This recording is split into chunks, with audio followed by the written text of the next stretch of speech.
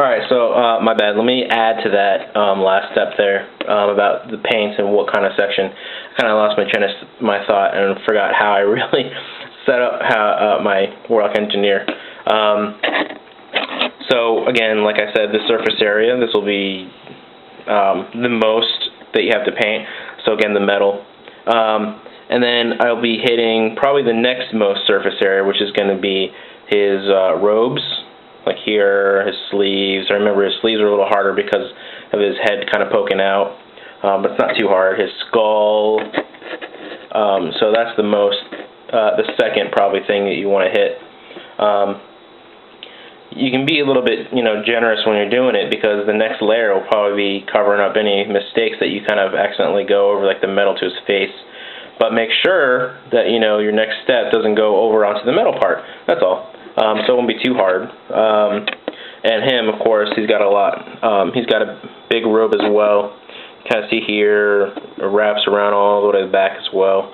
But not so much his arms have the robe, but it'll be a second, because he's got like probably 80% metal on him, armor, and then a little 10% robe, and then 10% everything else. So robes, the banner is probably going to be bleach bone, and whatnot. Again, teeth are last to last, because it's a detail. So just like the crystals on his back of the warp stone, definitely a last thing touch up, and especially like his flame and any detailing you want to put on his banner, any like words or symbols.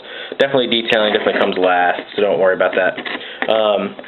And then next will probably be, again, these guys are covered up pretty well fur wise. So next will probably be their skin, their tails, their face, their ears, their hands. A little harder to get to because of that. Little tiny areas like their ears kind of like poke out just a little bit. So that'll be next on the list. And then so make sure everything in your model is kind of covered the way you want it. Again, the fur comes after the wash. So all the metal, all the skin, and all the robe areas will be covered, and then we'll hit the Devlin Mud stage to mute everything and make everything look dirty and radish. So those are the steps right there. That step 2 will be paints. Choose your color scheme, of course. Choose what areas you want to hit first. I'm doing metal, bleached bone for the robes, and skin, and then Devlin wash on top of that. So I'm going to get cracking, and I'll show you what it looks like afterwards. I'll do the metal stage first so you can see all the metal parts, and then I'll be doing the bleach bone stage next to show you that, and then all the skin parts next. Alright?